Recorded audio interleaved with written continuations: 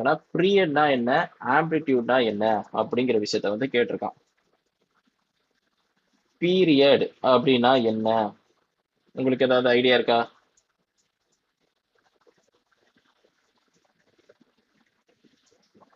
உங்க கிளாஸ்ல ஏதாவது சொல்லி கொடுத்துருக்காங்களா?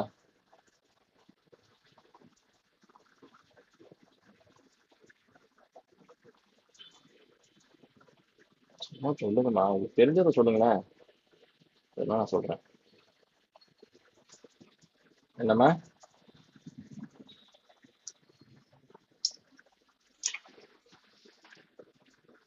ஃபார்முலா தான் இருக்கா?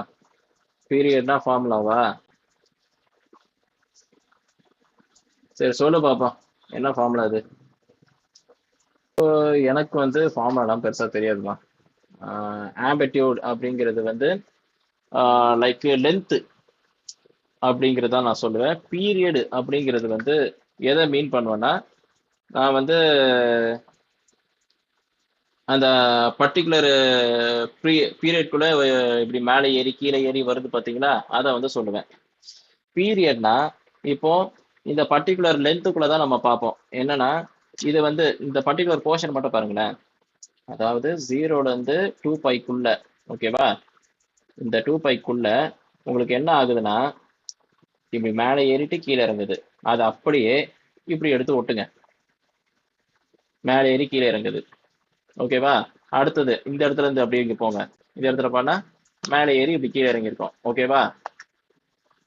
அப்போ பீரியடுங்கிறது வந்து எதை மீன் பண்றாங்கன்னா, இந்த ஒரு விஷயம் வந்து திருப்பி திருப்பி இந்த 0 to πக்குள்ள இருந்து ஒரே விஷயம் திருப்பி திருப்பி இந்த இடத்துல இருந்து ரிப்பீட் ஆகுது.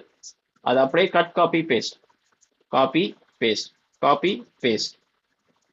ஸோ ஒரே விஷயம் திரும்பி திரும்பி நடந்துட்டு இருக்கிறது தான் பீரியட்னு சொல்லுவாங்க. லைக் ஒரு டைம் லூப் மாதிரி. ஒரு விஷயம் நடக்கும், திரும்பி அதே திரும்பி நடக்கும். அது ஒரு பர்டிகுலர் பீரியட்குள்ள. இப்படி வச்சுக்கலாமா? ஓகேவா? அது சொல்றது புரியுதா உங்களுக்கு? பீரியட்னா என்னன்ட்டு, பீரியட்னா என்னன்னு சொல்லிட்டு.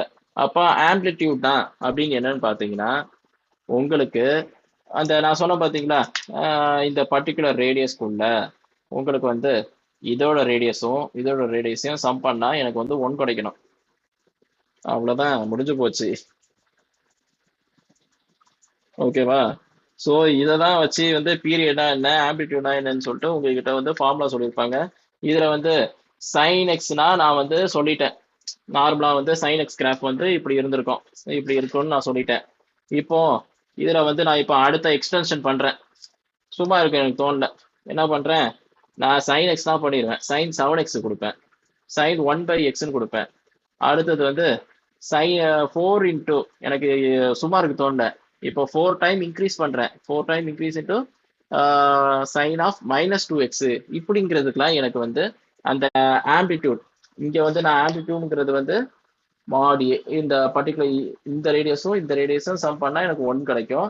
அதே மாதிரி பீரியட்ங்கிறது வந்து இந்த ஒரு இன்ட்ரோல தான் சொல்லுவேன், 0 to 2π. இந்த ஒரு இன்ட்ரோல தான் வந்து நான் என்ன பண்ணுவேன்னா பீரியட்னு சொல்லுவேன், ஓகேவா? எனக்கு வந்து இப்போ கிராஃபை வந்து மாத்திட்டு போறேன். இது வந்து for y is equal to sine x, அந்த ஒரு கிராஃபுக்கு தான் இதெல்லாம். இப்போ 7x இந்த மாதிரிலாம் கொடுத்தனா என்ன பண்றது அப்படிங்கிறதுக்காக நான் என்ன பண்றேன், அதை அப்படியே கொஞ்சம் மாத்துறேன். என்ன மாத்துறேன்னா, லைக் இதை ஜெனரலைஸ் பண்றதுக்காக நான் என்ன பண்றேன், y is equal to a into sign dx அப்படின்னு சொல்லிட்டு எழுதிக்கிறேன். அப்போ அதை வச்சுக்கிட்டு என்னால ஆம்பிடியூடும் பீரியடும் சொல்ல முடியும் தானே? இதை வந்து கிராஃபிக்கா இதான் இத்தனை டைம்ஸ் ஏத்துறேன், சைன் வந்து எந்த ஒரு பர்டிகுலர் வேல்யூவை வந்து இது பண்றேன் அப்படிங்கிற விஷயத்த தான் பண்ண போறேன், ஓகேவா? இப்போ இன்னொரு விஷயம் சொல்றேன். இப்போ உங்களுக்கு வந்து சைன் எக்ஸ்ங்கிறது வந்து இப்படி இருக்கான், ஓகேவா? அதே சைன் 2x அப்படிங்கிறது வந்து என்ன ஆகும்னா, லைக் இப்படி நார்மலா உங்களுக்கு வந்து சைன் எக்ஸ்ங்கிறது வந்து அங்க நடக்கிற விஷயத்த சொல்றேன், ஓகேவா? இந்த டயக்ராம் வந்து இப்படி நான் போடுறேன், ஓகேவா? இது ஒரு பர்டிகுலர் ரேடியஸ்க்குள்ள இருக்கும், இது ஒரு பர்டிகுலர் ரேடியஸ்க்கும் அந்த வளைவு வந்து இப்படி இருந்திருக்கும். அதே இது வந்து சைன் எக்ஸுக்கு பேசுறமா, ஓகேவா? அதே சைன் 2x அப்படின்னு பேசணும்னா இந்த இடத்துல வந்து என்ன ஆகும்னா கொஞ்சம் அப்படியே கொஞ்சம் தள்ளி போவான். ஓகேவா? இப்படி தள்ளி போயிட்டு இப்படி மேலே இப்படி வருவான். ஸோ கிராஃப் வந்து இந்த இடத்துல இப்படி மேலே வரும். எப்பவும் போல ஒன்ல ஒன்று எடுப்பான், -1ல ஒன்று எடுப்பான். அந்த விஷயம்லாம் எந்த பிரச்சனையும் கிடையாது. கிராஃப் வந்து கொஞ்சம் தள்ளி இழுத்துட்டு போவான். கிராஃப் தள்ளி இழுத்துட்டு போறதுனால இங்க என்ன விஷயம் ஆகும்னா, அந்த பீரியடும் ஆம்பிடியூடும் வந்து டிவைட் ஆகும். ஏன்னா கொஞ்சம் தள்ளி இப்படி எக்ஸ்பேண்ட் பண்ணி போறான் பாத்தீங்களா? அப்போ அதுல வந்து ஒரு சில மாற்றம் ஆகும். ஏன்னா இந்த இடத்துல வந்து எனக்கு வந்து 5/2ல வந்து எனக்கு ஒன்று எடுப்பானா, இந்த இடத்துல என்ன ஆவானா, ஆஹ் எனக்கு வந்து ஒன்று எடுக்கணும். அப்ப எனக்கு வந்து 5/2 வரணும். அப்ப எனக்கு sin pi by x equal to sine 5/4ன்னு போட்டாதான் எனக்கு வந்து 1/2 எடுப்பான். இந்த இடத்துல வந்து 5/4 போட்டாதான் எனக்கு வந்து ஒன்று எடுப்பான். ஏன்னா எக்ஸ் சைன் ஆஃப் 2 இன்டூ 5/4ன்னு எழுதுவேன். இங்க 1 சாரு, இது 2 சாரு, அப்போ sin 5/2 அப்படின்னு சொல்லிட்டு கிடைக்கும். இது வந்து இப்படி இருக்கிற கிராஃப் வந்து இப்படி கொஞ்சம் எக்ஸ்பேண்ட் ஆச்சுன்னா எனக்கு 5/2லயே எனக்கு 5/2ல எடுக்க வேண்டிய ஒன்று வந்து எனக்கு 5/4ல ஒன்று எடுப்பான். புரியுதா? அது வந்து லைக் ரப்பரை வச்சுக்கிட்டு இந்த முனையும் இந்த முனையும் இந்த இடத்துல இருந்ததை அப்படியே ரப்பரை பிடிச்சி இப்படி இழுக்கிறேன். இப்படி இழுக்கிறதுனால அவன் எக்ஸ்பேண்ட் ஆயிடுறான். அப்ப எக்ஸ்பேண்ட் ஆனா அந்த லென்த் வந்து இப்படி கொஞ்சம் தள்ளிட்டு போகுது. புரியுதா? ஹலோ? அப்போ என்னோட ஆம்பிடியூட் என்னவா இருக்கும் அப்படின்னு பாத்தீங்கன்னா, அப்பவும் எனக்கு எந்த ஒரு பிரச்சனையும் இல்லை. எனக்கு ஆம்பிடியூடை பொறுத்த வரைக்கும் மாட் ஏ தான். ஏன்னா இந்த இடத்துல என்னோட லென்த் வந்து மாறாது. ஏன்னா இந்த ஒரு பர்டிகுலர் இடத்துல எனக்கு ஒன்றுங்கிறது வேல்யூ வந்து இந்த ரேடியஸ் எடுத்துருவோம். இது ஒரு ஆஃப் ரேடியஸ் எடுத்தா கூட இங்க இருந்து இப்படி எனக்கு அந்த 1 ரேடியஸ்ங்கிறது வந்து கண்டிப்பா எனக்கு எடுத்துரும்.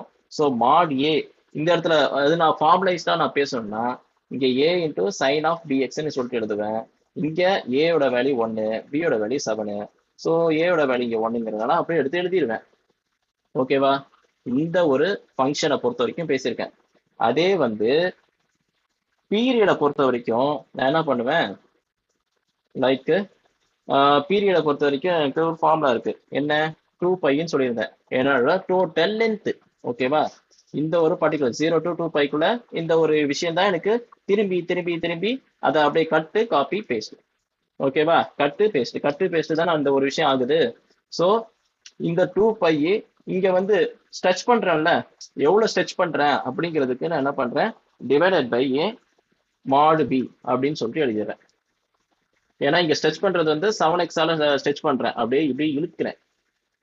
ஓகே, அப்ப எனக்கு வந்து டிவைடட் பை பின்னு போடுறேன். அப்ப 2π டிவைடட் பை பியோட வேல்யூ பாத்தீங்கன்னா எனக்கு 7. ஸோ 2π/7 அப்படின்னு சொல்லிட்டு எழுதுவீங்க. இதுதான் உங்களுக்கு வந்து உங்க ஃபார்முலா வைஸா உங்களுக்கு சொல்லி கொடுத்த விஷயங்கள். ஓகேவா?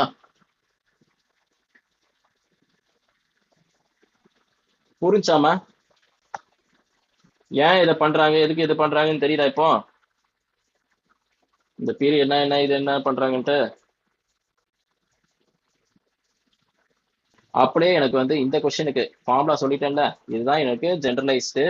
இந்த ஜெனரலைஸ்ட வச்சு எனக்கு இந்த செகண்ட் கொஸ்டினை போட்டு சொல்றீங்களா? ம், ரொம்ப மேக்ஸ் பேசுறோம் உங்ககிட்ட. ஏன் வருது எதுக்கு வருதுன்ட்டு போர் அடிக்குதோ? ரேங்கா சொல்ல பிரச்சனை இல்லை.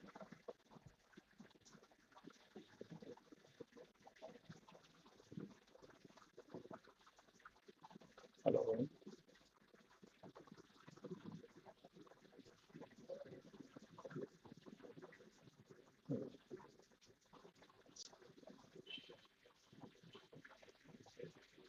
ஏயோட வேல்யூ என்ன, பியோட வேல்யூ என்ன? இது ஆம்பிளிட்யூட். வாய் ப்ரொனன்சியேஷன் சரியில்லை. பீரியட்ல போடும்போது 6π. சூப்பர்மா சூப்பர்மா, அருமம்மா. சரி ஓகே, ஏபின்னு சொல்லிட்டீங்க. 6π. ஆம்பிளிட்யூடு வந்து ஒன்னா? ம், -1 கிடையாது, இங்க மாடுலஸ்ல எழுதுறோம். ஆ சரி ஓகே, இந்த ஒரு மாடுங்கிறது வந்து உள்ள நெகட்டிவ் இருந்துச்சுன்னா பாசிட்டிவா மாத்தி கொடுத்துருவோம். ஓகேவா? அப்போ -1 வராதுன்னா ஆம்பிளிட்யூடு. ஆம்பிளிட்யூட் ஆம்பிளிட்யூடை பொறுத்த வரைக்கும் உங்களுக்கு -1 சொல்லிட்டு இங்க எழுதுவீங்க. ஓகேவா? ஸோ மாட் ஏ அப்படின்னு போடும்போது எனக்கு என்ன ஆகுதுன்னா -1 போட்டா எனக்கு +1 சொல்லிட்டு கிடைக்கும். ஓகேவா?